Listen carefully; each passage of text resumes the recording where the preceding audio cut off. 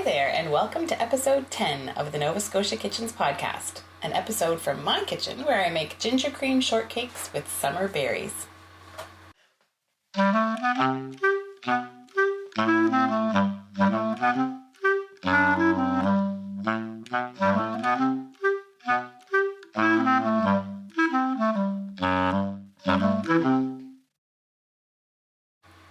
I'm Sherry Graham. On today's bonus show, I am so delighted to have you visit my Nova Scotia kitchen. I love to bake, and whipping up a quick and simple yet impressive dessert to share is one of my favorite things to do. And this is one that you will definitely want to make. It is so good. You'll hear my dishwasher humming in the background, and I talk a bit about some of my favorite kitchen tools and tips as I work my way through the recipe. I have links to all of the things that I mention, as well as the beautiful book that this recipe is from over at novascotiakitchens.com. Enjoy and welcome to my kitchen. I'm going to confess the truth is that the other day I had everything out in my kitchen. I thought, it's a perfect time to make this recipe for this new idea I have to just share a recipe with you every now and then, just right from my kitchen. And so I didn't press the record button and I missed the main part of making the whole recipe for you. I felt very ridiculous, but I have a little bit of time now and I'm actually going to remake the same recipe, but with a few little modifications, little things that I figured out from the first time I made it. So we're just going to pretend, more or less, that this is the first time that I'm making this recipe and we're just going to go right ahead. So, welcome to my kitchen. I thought it would be really fun to just make a recipe with just me in my kitchen because that's the exact sort of thing that I would love to listen to. So I bought a new cookbook this summer called The Lost Kitchen. It's by Erin French, and it's kind of the story of her restaurant and how it came to be. I think I saw someone had recommended it on Instagram. I think that's where I first saw the recommendation. I borrowed it from the library. I had every other page marked by the time I was about a third of the way through. So I said, this is a cookbook that I need to buy. It's not a Nova Scotian cookbook, but it is from Maine and their climate's very similar. So different seasonal fruits and wild edibles and that sort of thing are very similar to here. So there's a lot of recipes for fresh seafood kinds of things, and a lot of the berries and those sorts of things are the same that we have here. So I highly recommend the book. It is beautiful. It's got gorgeous, gorgeous photography. So anyway, the first recipe that I wanted to make from it is called Summer Berries with Ginger Cream Shortcakes. One of the things I really loved about this book is that each of the recipes is kind of a regular, and my dishwasher is running in the background, I just realized too. It's real life. Each recipe is kind of a regular sort of recipe, like berries and cream, but there's always a little something that makes it special. So in these ones, it's the addition of crystallized ginger into the shortcake dough. So that's kind of what captured my attention about this one. And we've had lots of blueberries in our field lately, just behind our house. So I've been picking those, and I have some of those, and I have some cream, and the cat just climbed into the cupboard where I pulled out the flour bin. I'm telling you, this is real life. So, and my children are not home, which is why it's pleasantly quiet in the background. So, the first steps of the recipe are to preheat the oven to 375 and line a baking sheet with parchment paper, which I have already done. The recipe calls for making the shortcakes in a food processor. You could totally do it in a stand mixer or just with a pastry blender as well. That would totally work fine. But since I have a food processor that's pretty new to me and I'm excited to use it, I'm going to do it in the food processor. So to begin with, it is 2 1/4 cups of flour and then a bit more for shaping the dough. So I'm going to scoop that out. Right into the food processor. My measuring cups, my mom bought them for me, I think right around the time when I first got married, which was like 15 years ago. And I think they're Paderno, and they are the best measuring cups. I really, really like them. Okay, so 2 1/4 cups of flour, 1/3 of a cup of granulated sugar, feel like very Martha Stewart because I have all my ingredients out on the counter ready to go.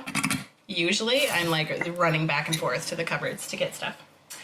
1 tablespoon of baking powder, which is quite a bit.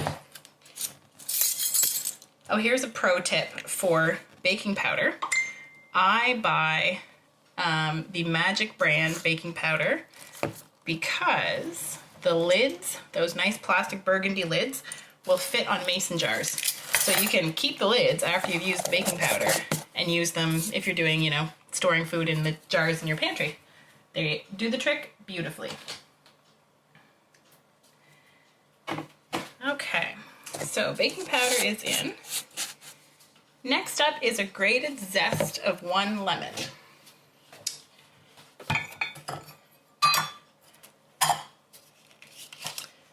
So I had this idea, I'll just chat away as I'm doing my lemon zest.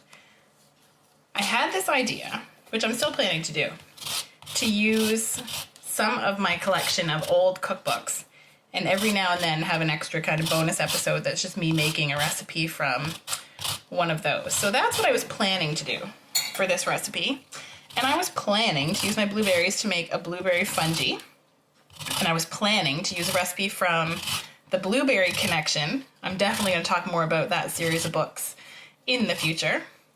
But you know what? I did not feel, feel like eating blueberry fungi. I felt like shortcakes. And I had seen this recipe and I knew I wanted to make it, so I thought it might be a good one to share. And I definitely have more blueberries in the freezer, so that one still might be coming up. All right, so I've grated the zest from my lemon, and that's going right in with the flour and sugar.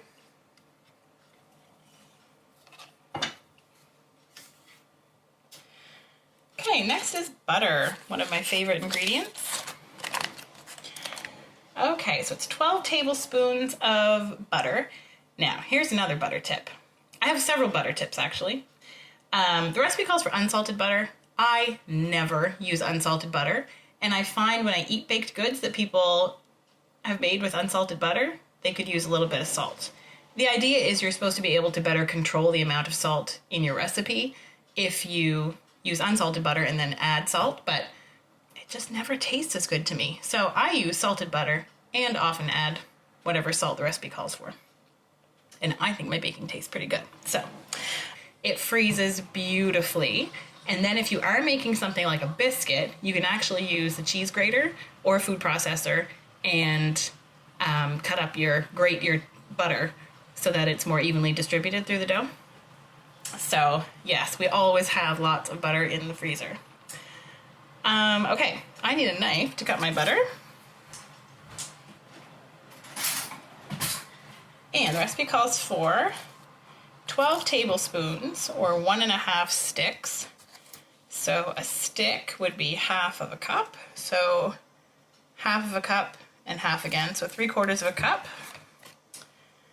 And I have a fancy little butter measuring tool. My my fancy butter keeping method is to cut hunks off, leave it in the fridge.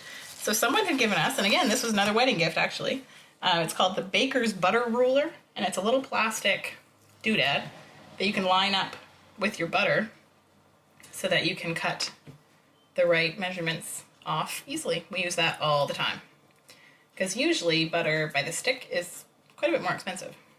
And since our freezer is always full of many, many pounds of butter, that's how we have it. So, my 3/4 of a cup of butter, cold and cut into tablespoon size pieces, has just been cut up into the food processor.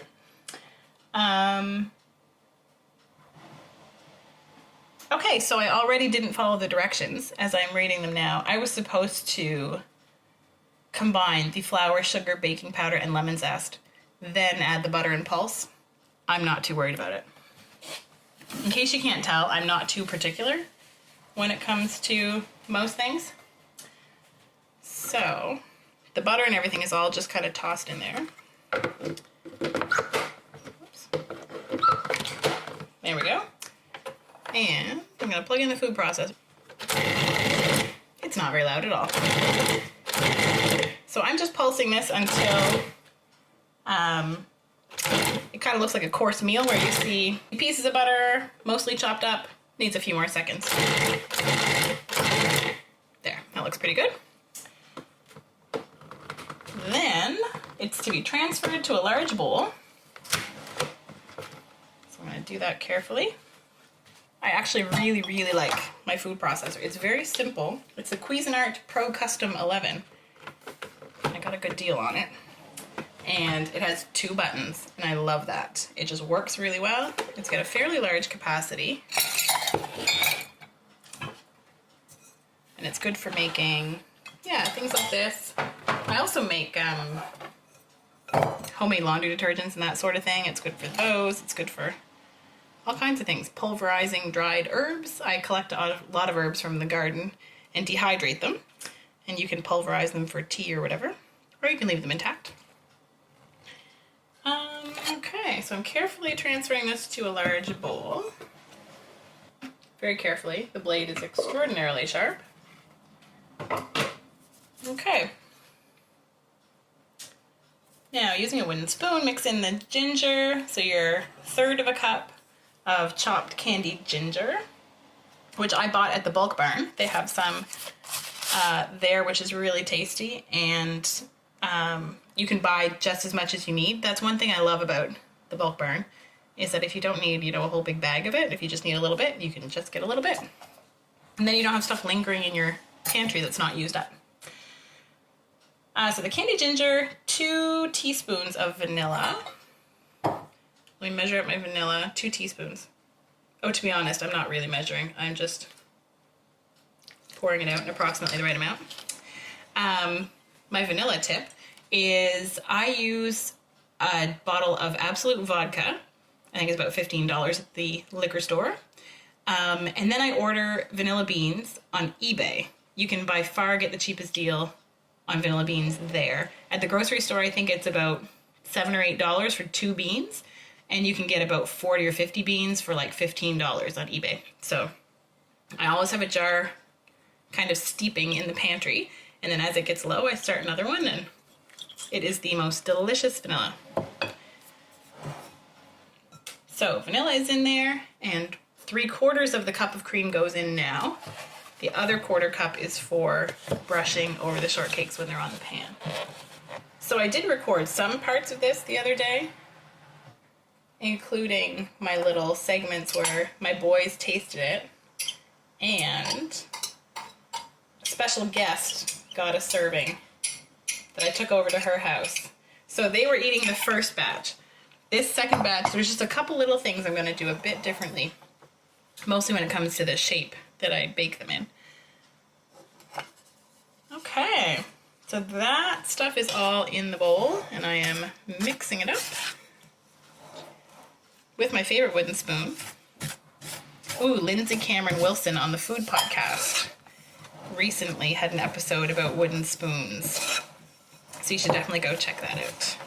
It's absolutely one of my favorite tools. This one I've had, I think since, it may have been a wedding gift for around that time.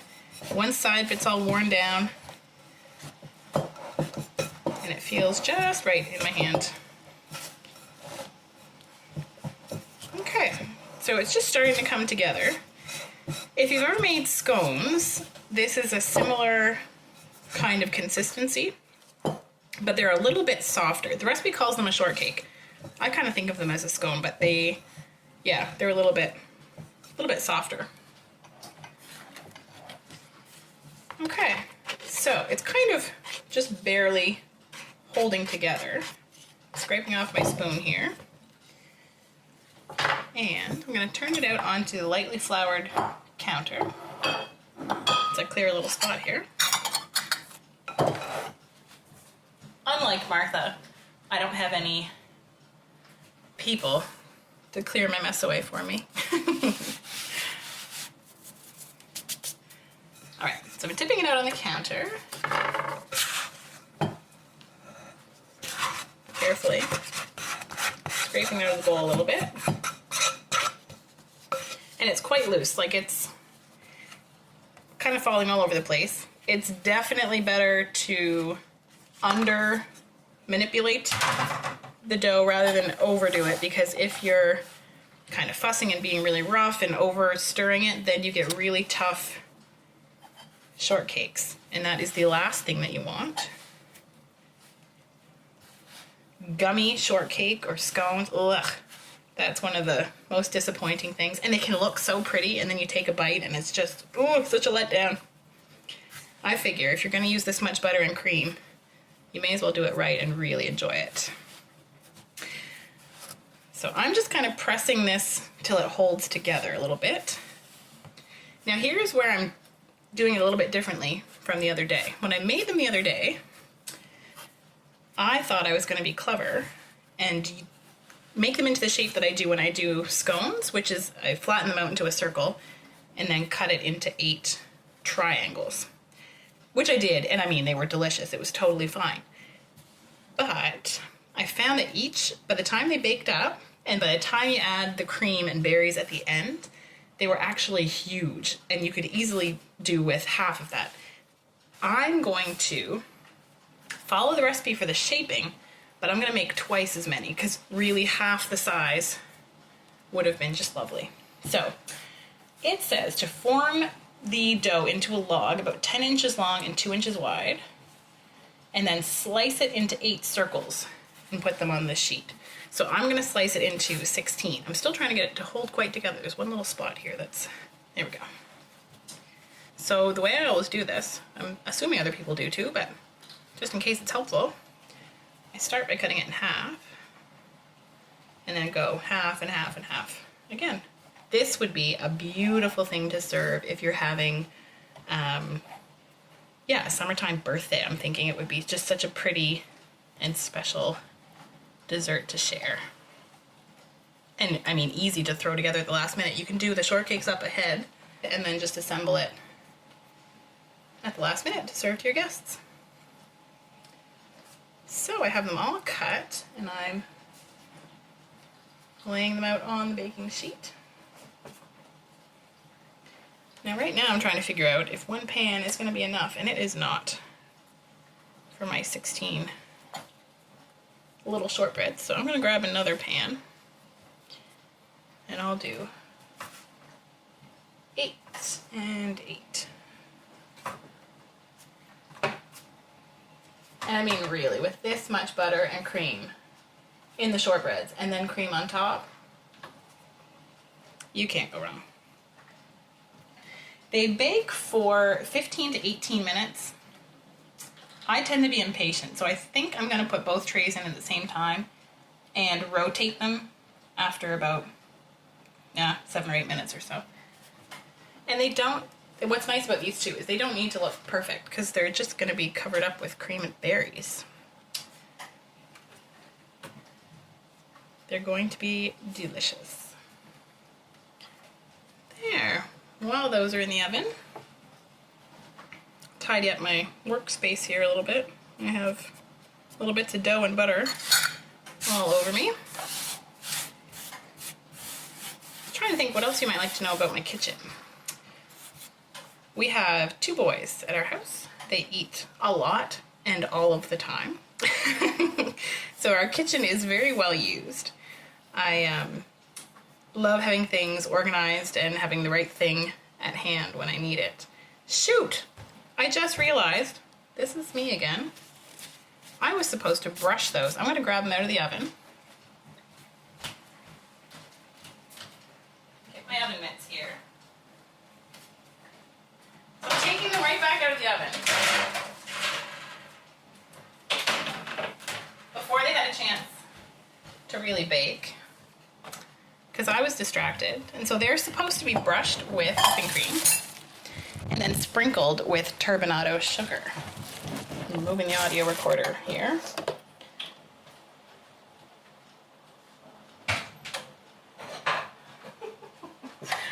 Oh boy. All right, so real life. That's what I always keep saying about Nova Scotia kitchens. It's just visits with real people in their real kitchens. And in my real kitchen, I always forget things, do things wrong. And you know what? It almost always turns out edible. So I also bought my turbinado sugar at the Bulk Barn. Again, it's not something I use often, so I don't want a whole lot of it. So I'm just brushing a little bit of whipping cream onto the top of each shortcake with my handy dandy little silicone pastry brush. And I love this pastry brush because it can go in the dishwasher and it actually comes out clean.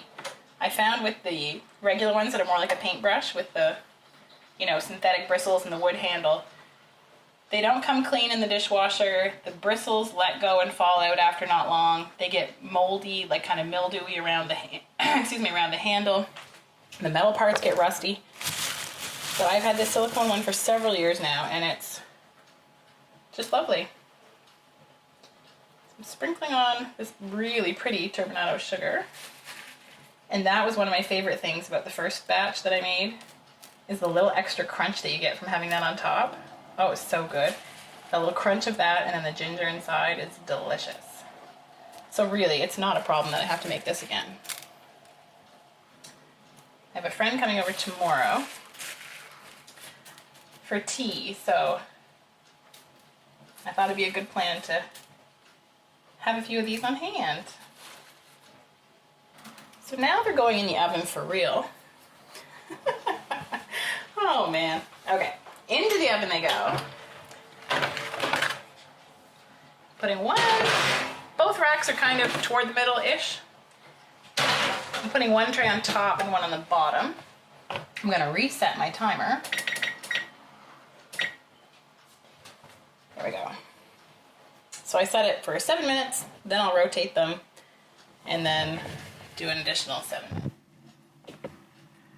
The other thing I was thinking about is rather than dirtying your whole food processor and then a bowl, you could just do this in the stand mixer, and then you could just mix everything up in there, and then you'd save one dirty bowl. So this is really quite quick to put together. If I hadn't have been talking away, I could have had this all done up in a few minutes. It wouldn't have taken too long at all. So that's another thing I like about it, is that it is quick, and you can use whatever berries you have on hand. So right now we have quite a few blueberries, so I'm using those. The recipe proper calls for strawberries, raspberries, blueberries, and blackberries, which would be divine. Our blackberries here aren't quite ripe yet. I was out for a walk the other day, and there's so many coming. It looks like it's going to be a great year for blackberries, but they're all pretty much, I think I ate 2. But there's tons and tons of little hard green ones, so I can't wait for those to be ripe. So while those are baking, I've been in there for quite a while. They're about 3.5 minutes left. I just remembered the other day when I made them, it took about 4 or 5 minutes longer than the 15 to 18 minutes the recipe called for. But since they're half the size this time around, I'm kind of keeping a close eye on them to see what time they'll be done. When they are finished, they should be light golden. So while the shortcakes are baking, I tidied up my mess. The recipe says to make the filling. I tidied up the mess because I actually made the filling the other day, which was enough for like 2 recipes worth. But I mean, really, who's going to complain if there's extra whipped cream in the fridge? Not me. So the filling is a pint of heavy cream. So that's 2 cups of heavy cream, whipped and then add 2 teaspoons vanilla extract, 1 tablespoon of icing sugar. Add those in at the end and then just combine those together. So I have a nice big dish of that all ready. And again, the berries that the recipe suggests to serve it with are strawberries, raspberries, blueberries, and blackberries. And to use a mint sprig for garnish if desired. I happen to have a ton of mint just out my back door, so I might garnish a fancy little shortcake for myself. Yeah, I really encourage you to definitely check this book out from the library. That's what I did. And it's got recipes for halibut, haddock, perfect potato salad, Just flipping through 11-minute lobster. If you've never cooked lobster, how to do that properly. There's tips on roadside rummaging for wild edibles, a lot of which are available here. Fried green tomatoes, which I have never had, but my garden right now is full of green tomatoes, so I am planning to try that recipe. It's with buttermilk and chives. So again, the name of the book is The Lost Kitchen, Recipes and a Good Life, found in Freedom, Maine by Erin French. You should definitely get your hands on it. It's one that you want to curl up with on a rainy day and just sink into. It is so, so, so lovely. So it should just be one more minute for the shortcake. So I'm going to turn the light on in the oven and have a peek in there. They are not golden yet. It's going to take more than a minute. Probably I'm going to add another 2 minutes on, and then we'll see how they are. Okay. The timer is just about to go. All right, now the shortcakes look golden. My glasses just fogged up when I opened the oven door. All right, they are light golden and look delicious. Now the recipe says to let them cool on the baking sheets and then split them as you would a biscuit, and then layer them with the whipped cream and the berries. Yum. It also says you can top with confectioner's sugar and a sprig of mint if you wish. I think what I'm going to do next time is I'm going to pat out the dough round and cut them out like I would biscuits. Actually, my biscuit cutters are another thing that I love in my kitchen. They're from Lee Valley, and they don't have a seam on them to come apart. I've had other sets of biscuit cutters that just after a while fall apart. And they come in a handy little storage tin, and there's several different sizes all in it. I love them. So I think next time I'll do them like biscuits and use my biscuit cutters for them. But these ones I am sure are going to be delicious. So I got impatient waiting for these to cool. So I've got a warm one. I'm putting some whipped cream on it. Because I made more of them and they're thinner, splitting it actually I don't think is going to work the best. So I just took the biscuit, slopped on a bunch of whipped cream. All right, I'm going to take my first bite. Oh my goodness. Oh, that is so good. Just like the other day, the biscuit is just a little bit crispy on the bottom, and it's light and fluffy and just dissolves in your mouth in the best way possible. So I hope you make this recipe or something similar. Just find some way to enjoy some Nova Scotia berries this summer. So I hear my 7-year-old son coming, and I want you to describe what it tastes like. How would you describe the flavors? Overwhelming. Overwhelmingly good or bad? Good. Hello. Hi. How are you? I'm in a mess. You see me? Me too. It's a muddle. I got about 20 now. Oh my dear. Oh, I know. It is ginger cream shortbread, or shortcake rather. So tell me your thoughts.